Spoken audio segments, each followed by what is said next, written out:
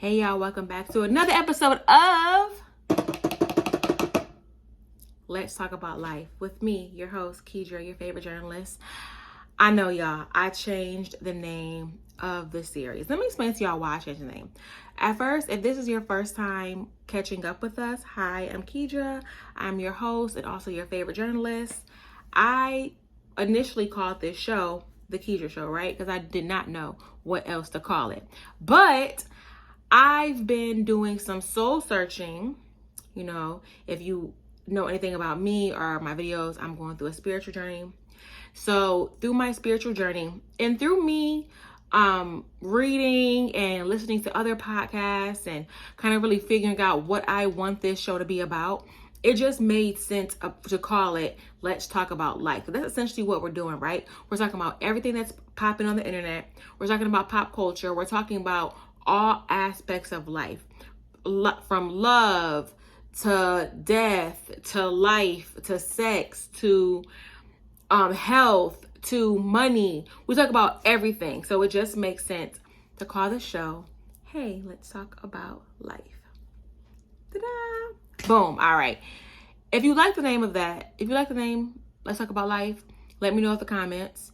If you don't like it and you think it's like silly and you think it should be the Kedra Show, let me know in the comments. If you don't care, you're like, whatever, just get to it, put that in the comments. You know, opinions are like buttholes.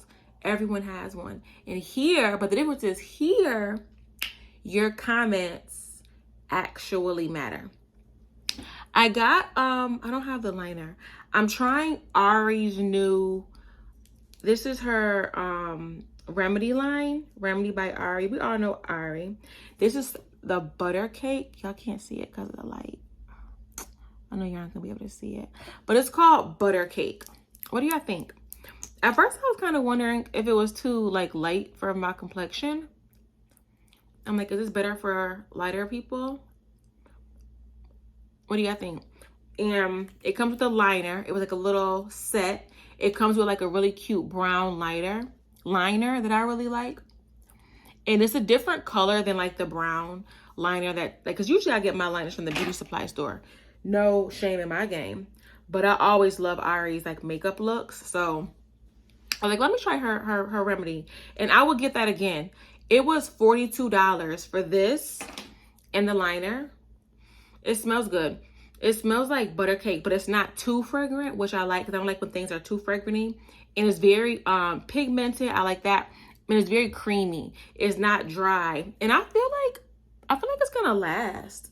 Because I have a bad habit of getting mine from all my stuff in the beauty supply store. I don't really spend a lot of money on like expensive lip glosses. Because I really just like the clear one. This is the one I usually get from the beauty supply store. It's like $3-4. But it's really like, I like it a little like sticky. I know some people don't like that. It's a little sticky, but I don't mind it. But yeah.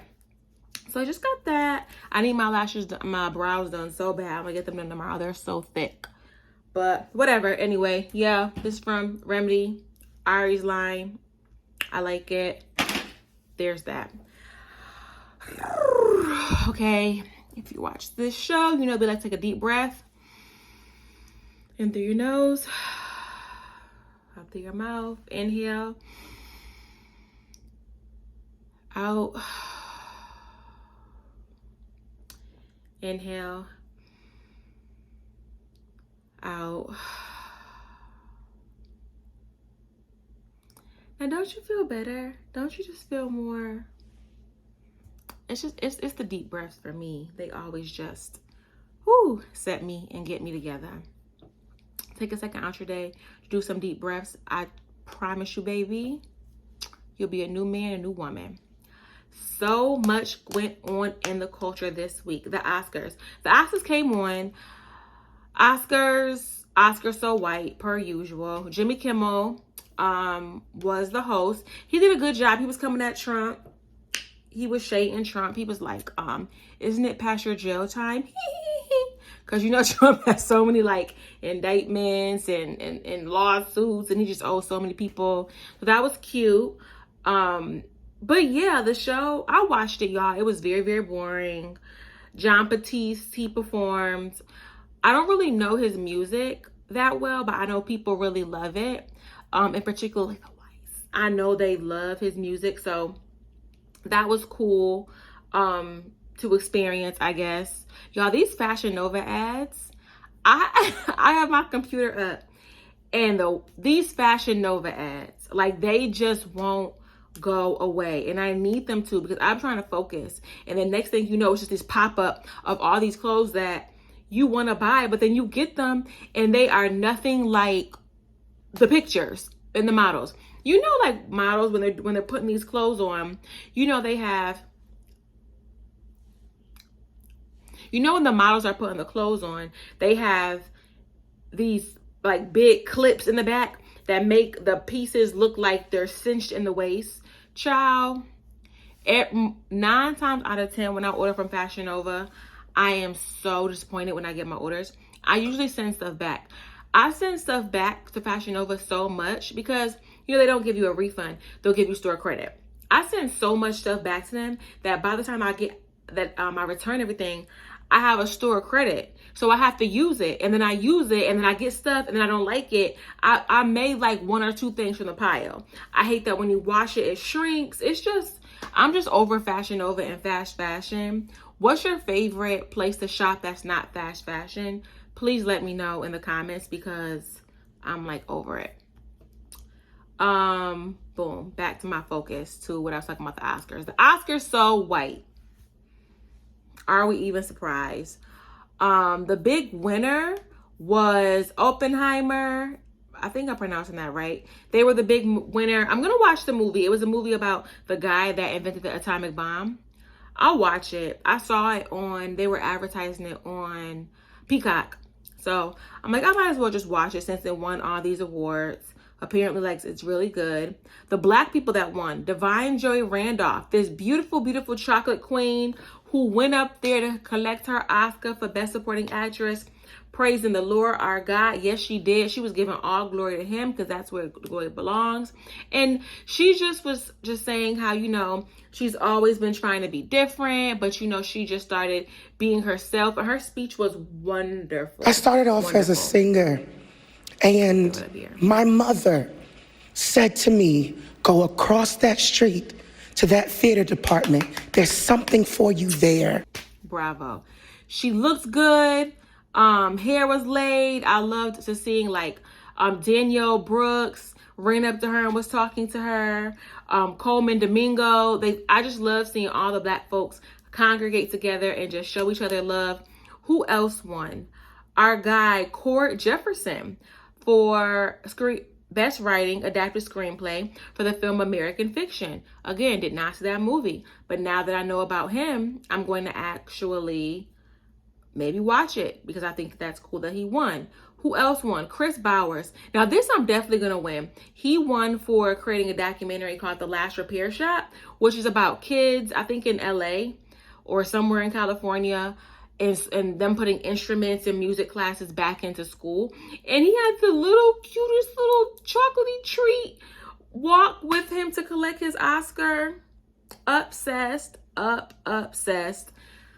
just love seeing black excellence. But besides that, there wasn't really much going on at the Oscars. I'm happy that Barbie, I thought that Barbie was going to take more awards. They didn't, thankfully, because Barbie was kind of basic, y'all. Like, did y'all watch it? I watched it when it came out on video. I think I spent $20 over it, so I wasn't like upset. But Barbie just didn't do it for me. Like, it just, I was like, whatever. Like, you know, I wasn't disappointed. I wasn't like super impressed. It was just like, whatever, Barbie. Like, I don't care. It was, yeah.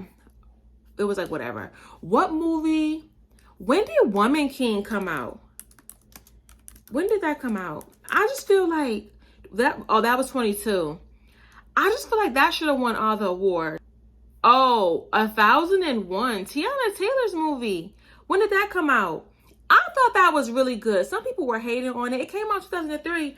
I don't know why that wasn't. Maybe it didn't qualify because it was short. No, it wasn't short. It was an hour, 56 minutes. That was a great movie. Tiana Taylor definitely could have won an award for that. I really loved her performance by, you know, a mom. I'm at Harlem raising her son of the time in the 90s. It was a really good film. I mean, if Barbie is winning awards, that definitely could have won something. Oppenheimer, again, I haven't seen it yet. I'm gonna watch it. I'll let y'all know if it was good or not. I'm gonna assume that it was basic, as they usually are. But 1001, that definitely should have won something. That was a really good movie. In other news, child, your girl Draya, folks are like going crazy that Draya Michelle is having a baby with 22-year-old Jalen Green. How do I feel about this? It's a woman's right to do what she wants to do with her body, but it's weird. I think it's weird to have, if a man was doing this, it would still be weird to have a baby with a woman that's like half your age, and especially for like guys. You know, this child is 22 years old, and he just turned 22 in February. It's weird because Draya has a 21-year-old son, Nico. Maybe she wanted another one. I don't know. But she's having this child with this 21-year-old boy. I wonder if that's weird for her son, right? Because now this guy, does Jalen, does that mean that he's like Drake, like the 21-year-old stepfather? Is that what that means? That's a little bit weird. How would y'all feel if your parent was dating someone that was your age? Would you care, or you're like, whatever? Folks on Twitter are messy. They are bringing up when Draya had went on Twitter, and she was upset because I guess her son's teacher was asking that he recited a speech 5 times a day, and she had to sign stating that he recited this speech for 5 times a day, and she was like, it's giving harassment. I don't have kids. I always preface that because folks always say, oh, if you don't have kids, you shouldn't be speaking on people with kids. And I'm speaking on it. And I think that if your child has an assignment, and then he lost points because she wouldn't sign the paper. I think that's, I'm not gonna say child abuse, because that's an extreme language. But there's why would you sabotage your child? Sometimes your biggest hater, sometimes people say your biggest hater is it'd be your own children. Sometimes your biggest hater would be your own parent. Why would you sabotage your child? You know that he needs you to sign that paper. Who cares? Have him say it 5 times, 3 times in the morning and 2 times before bed, sign the paper and call it a day. What do you mean it's harassment? I'm sure it can't be that long, the speech. However long the speech was, I'm sure she takes that time to scroll on Instagram. So you could sit there and see your child say that speech 5 times in a row and then sign the paper so he can do well in school. I don't know. People are bringing that up. They're like, girl, you didn't even want to help the oldest one with his homework. How are you going to have another baby? Who going to help this one with his homework? I do think it's a little bit strange to be 39 and have a baby with a 21-year-old. But again, you know, her body, her choice. Draya looks great. I'm sure that's what attracted Mr. Green. I wonder what Mr. Green's parents think. That's what I want to know. How does his mom and his dad feel about him having a baby with a 39-year-old woman who is very well known in the industry for being beautiful and for being a model? Very interested. I guess we'll see. I guess we just gotta wait and see, y'all. What do you think? Is that weird? How do y'all feel about that? Let me know. Signs you are dating a pathological liar, child. Risa Tisa has us all in our feelings. Has us all reminiscing on the pathological liars that are in our lives. Because we've all experienced it. We all know someone who is a pathological liar. We've all met someone who just lies for no reason, makes up stories, exaggerates the truth to no end. That's why I was very happy that during Risa Tisa's, the whole, 50-part who the F did I marry on TikTok, I was very happy that she never classified him as a narcissist or tried to diagnose him. Because I feel like, the word narcissist is very much overused. We talked about this last week. She said pathological liar because he was lying incessantly, just could not stop lying. Yeah, so I like that I like that Risa Tisa categorized him as a pathological liar. There's a difference between a pathological liar and a compulsive liar. A pathological liar is someone who's manipulative and who can't really tell reality from what the lies are. And that's what we saw with Legion, right? It was very much obvious that he was just morphing the lies that he's made up in his head with what reality is. They have no regard for who they hurt. Obviously, very much he had no regard for how he hurt Risa. He was just lying, and they're usually very dramatic. He was very dramatic, to say the least. Very dramatic, to say the least.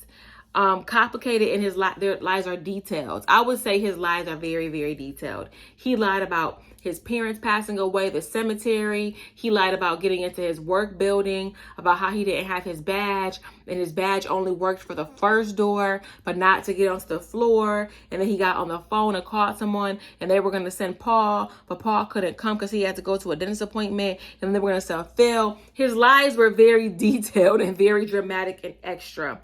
A compulsive liar knows right from wrong, right? Unlike the pathological liar, to them, they're kind of disconnected from reality. The compulsive liar is more so lying out of habit. They're just used to doing it, but they're more aware of what it is that they're doing. 5 signs you're dating a pathological liar. It feels too good to be true. If it feels too good to be true, whatever he's saying, it probably is. Like Risa Tisa Legion was taking Risa to all these dealerships to be able to test drive all these cars. He was going to buy her a $700,000 home. All too good to be true. If you find it near impossible to verify facts that they've given about their lives. Risa Tisa was pulling her hair trying to verify the school. He said he went to San Diego State, trying to verify his job. She could not verify any of this. You know why? Because they were all lies.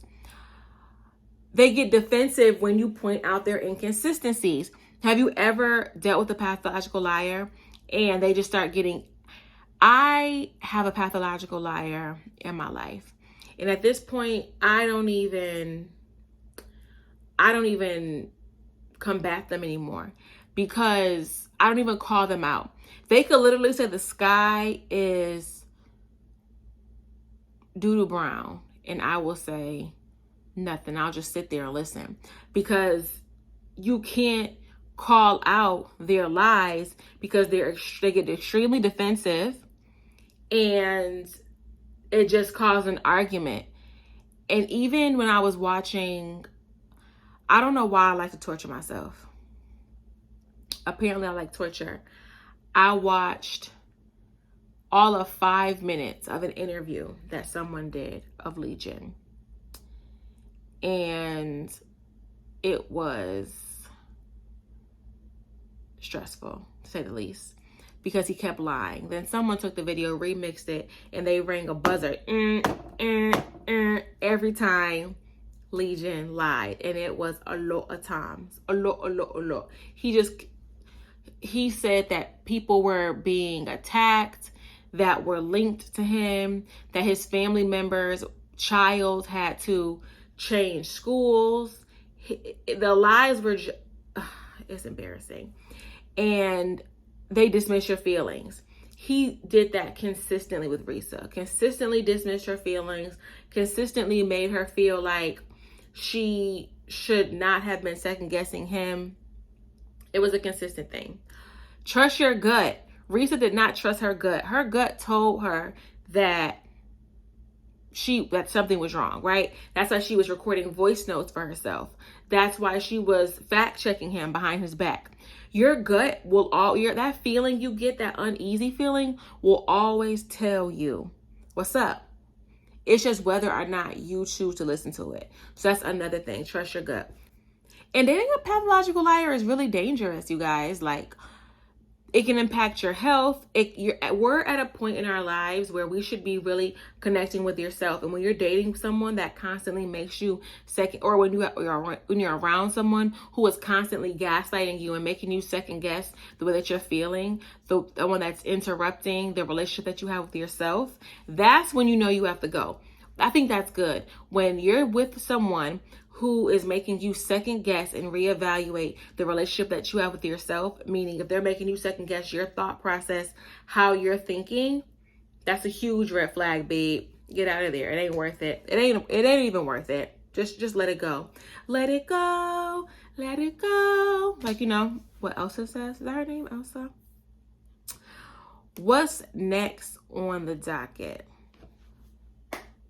Where is Kate Middleton?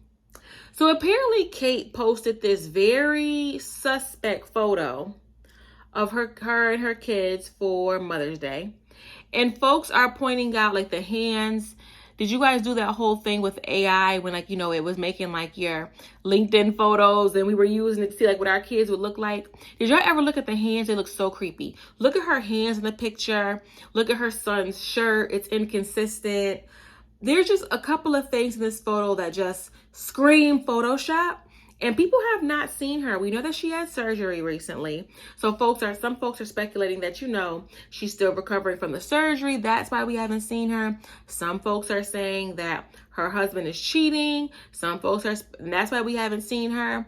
Some folks are speculating that she's cheating and that she's pregnant, and that's why we haven't seen her. So I guess we'll never know. I think the whole idea of the royal family is weird anyway. It's like, why do we have a group of people that we just put on a pedestal? These people are how do I want to say this?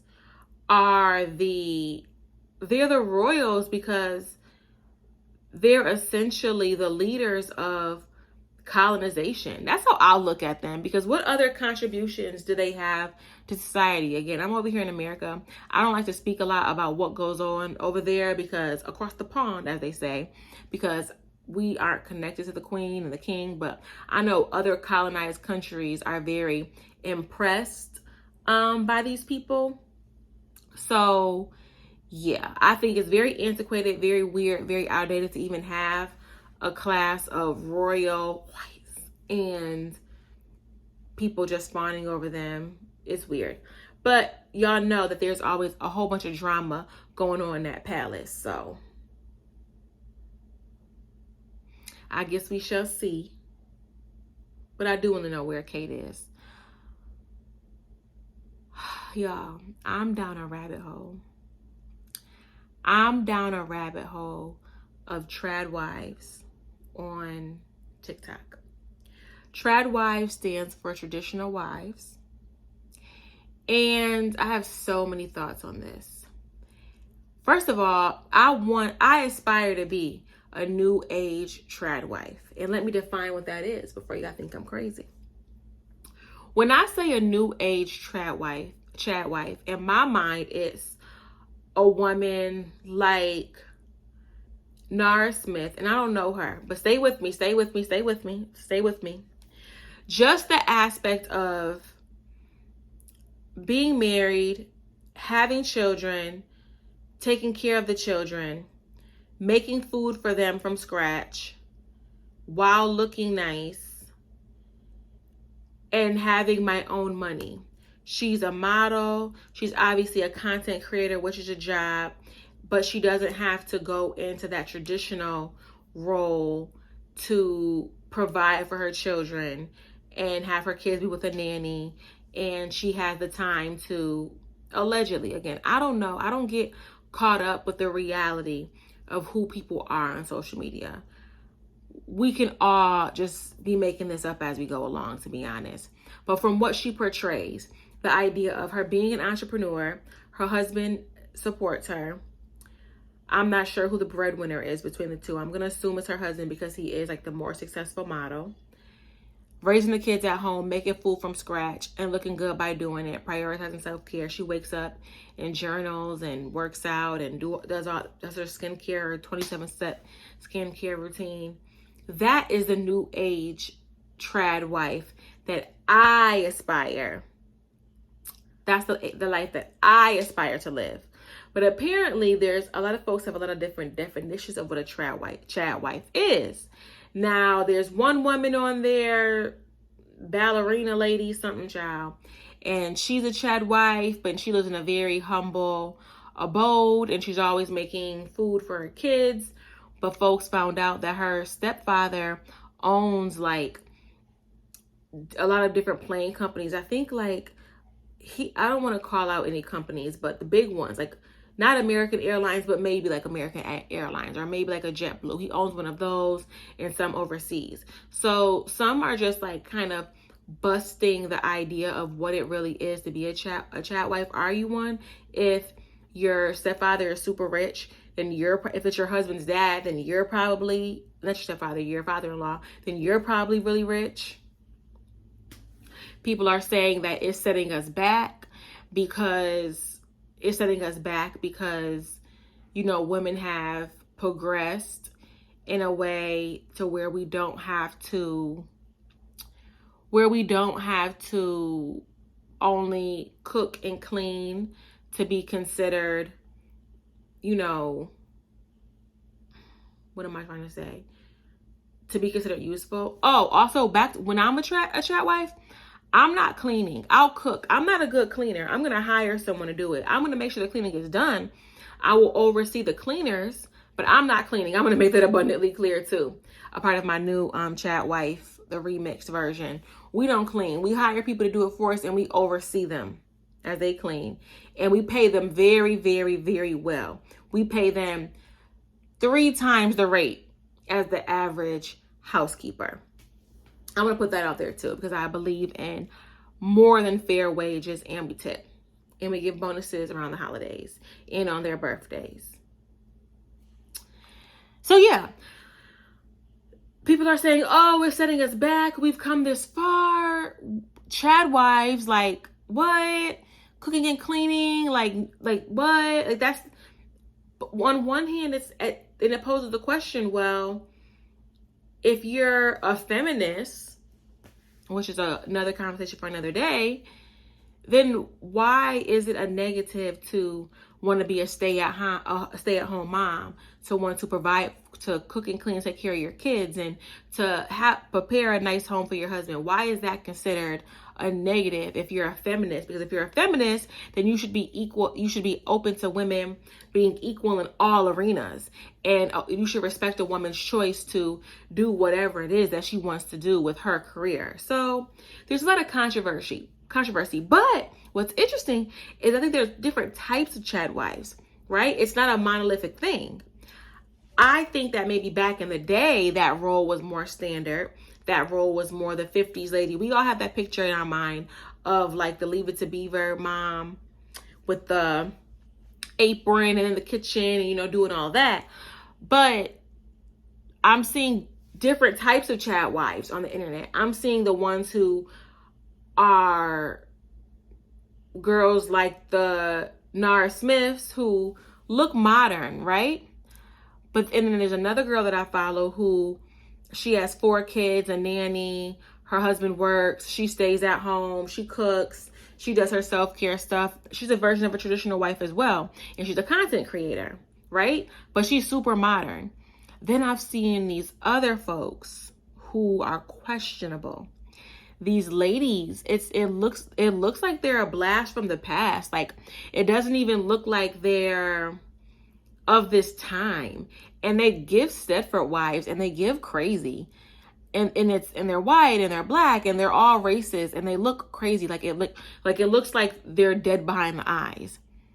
And those are the ones, because people are like, oh, it's a conspiracy from the right to recruit, and they're always very young. The women are always very young, to recruit young women to go back to this antiquated style of 1950s housewife. And I can kind of see that with a certain demographic, because some of them are weird, and I'm just like, there's no way that you're a real person. I'm gonna try to throw some photos up here. There's no way you're a real person.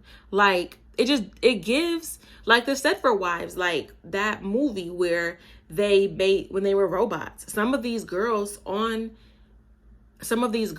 look like robots. But then some folks are throwing the argument in there of race. And people are saying, well, when have you ever, because a lot of girls want to live the soft life and have a husband that takes care of them. I don't think there's anything wrong with that. I think that you should obviously always have your money on the side.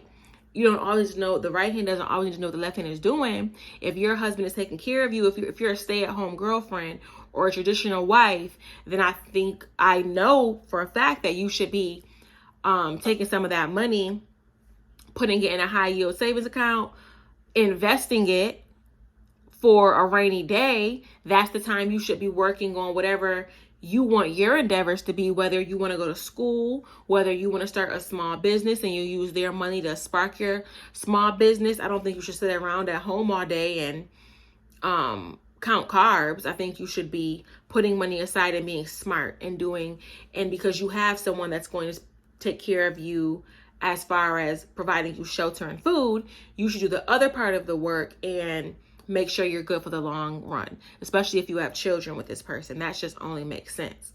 But people are talking about how, well, what does this mean for Black women? Because Black women have never had this luxury of, staying in the house and being up and being with the provider and, walking around in evening gowns.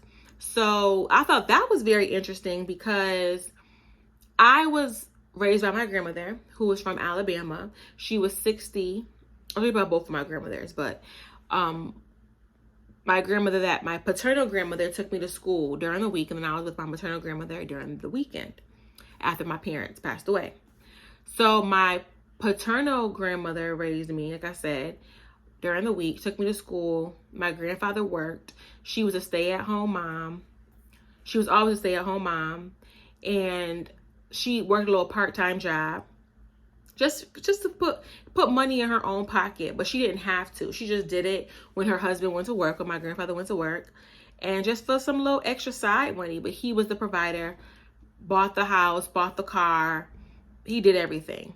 And my grandmother was a traditional Southern woman. My grandmother, when my grandfather was pulling up into the driveway, she would have his dinner coming out of the stove, plated, on the table waiting for him. As soon as he was walking in the door, he would go wash his hands. She would have a mini cast iron skillet that she made him fresh cornbread in every single night, and not Jiffy, the one with the cornmeal and every single night.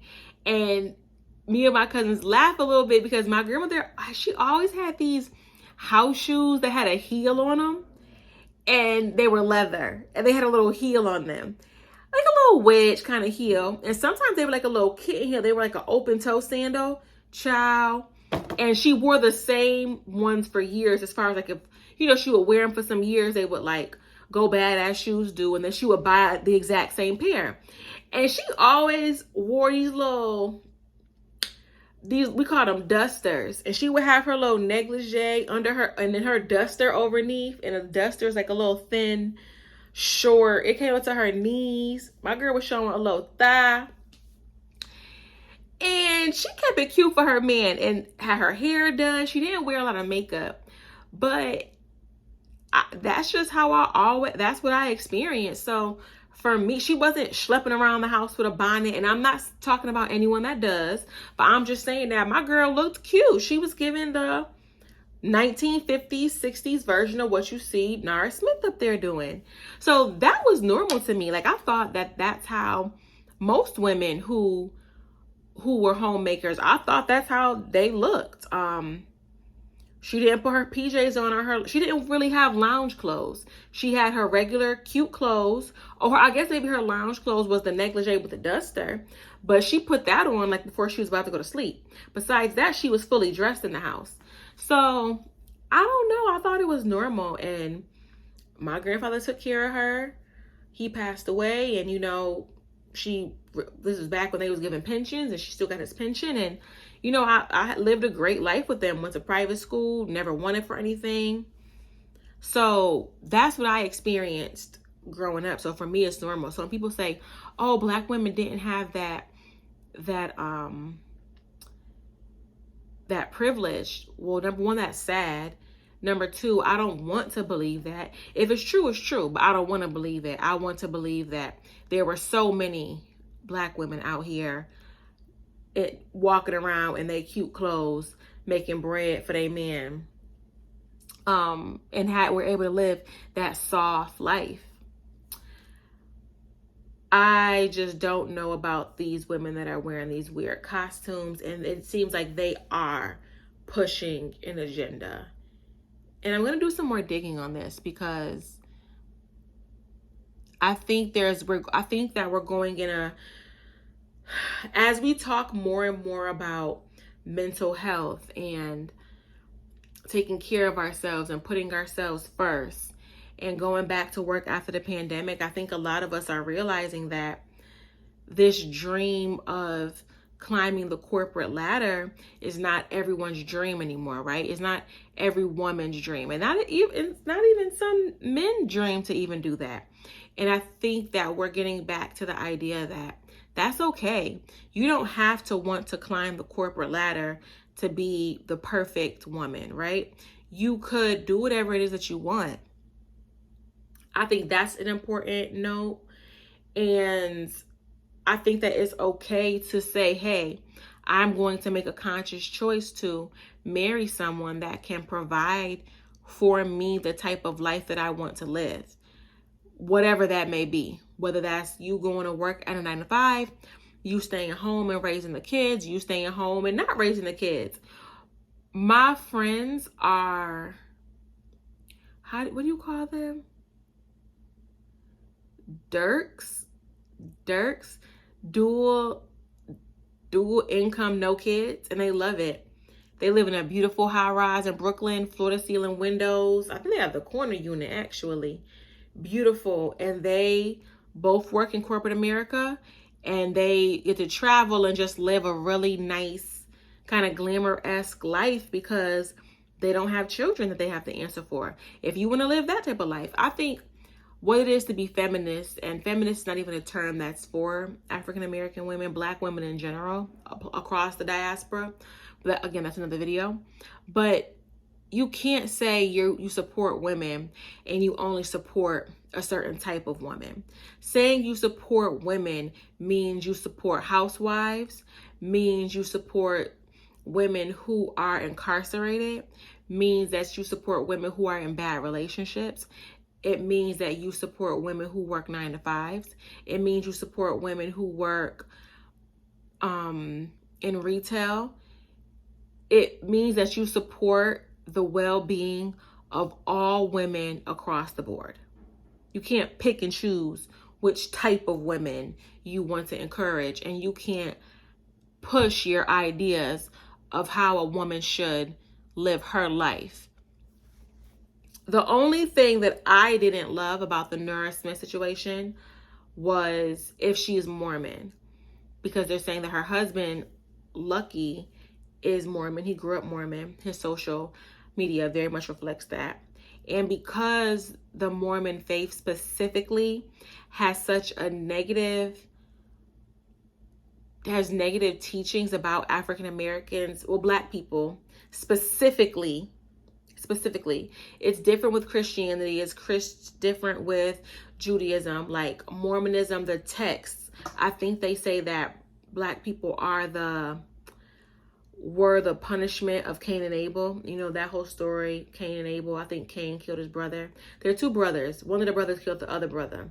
I don't remember, but I guess we're the spawn of that sin.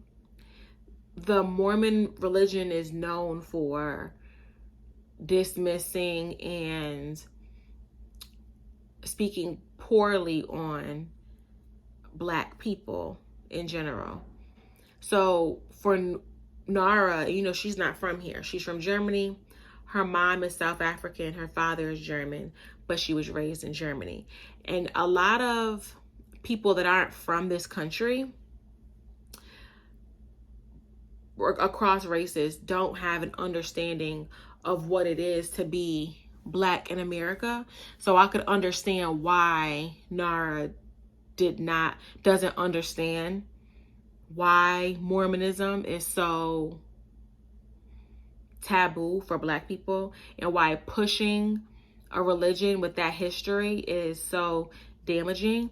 Even though Christianity definitely did use slavery, Christians used the Bible as white Christians used the Bible as a way to push slavery on African Americans.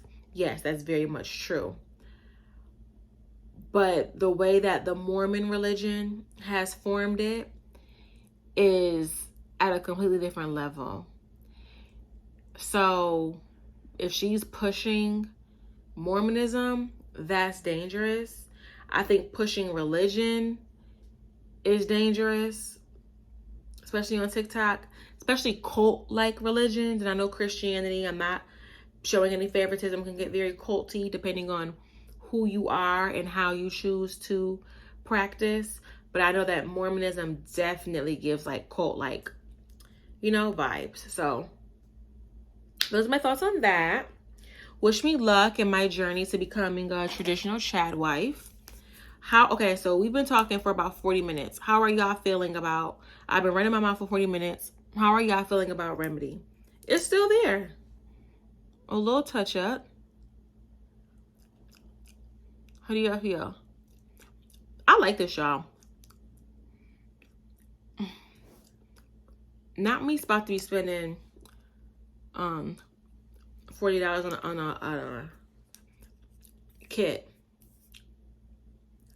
Let me find out.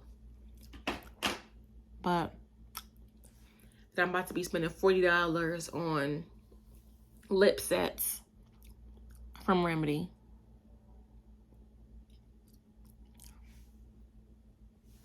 I like it. I gotta get some more of the liner. But okay, Ari. Let me put a little bit of my beauty supply store gloss. This is sticky. I know a lot of people don't like that. Well, it's not. This one isn't real sticky. I lied. What do y'all think? I'm trying to get better at this makeup thing. Thank you guys so much for joining me for another episode of Let's Talk About Life. It's me, your host, your girl, Kedra, your favorite journalist. I appreciate y'all so much. Please, please, I'm trying something new. If you would like to help potentially save a life, stay to the end of this video. I appreciate y'all so much for watching. Love you guys. See you next week.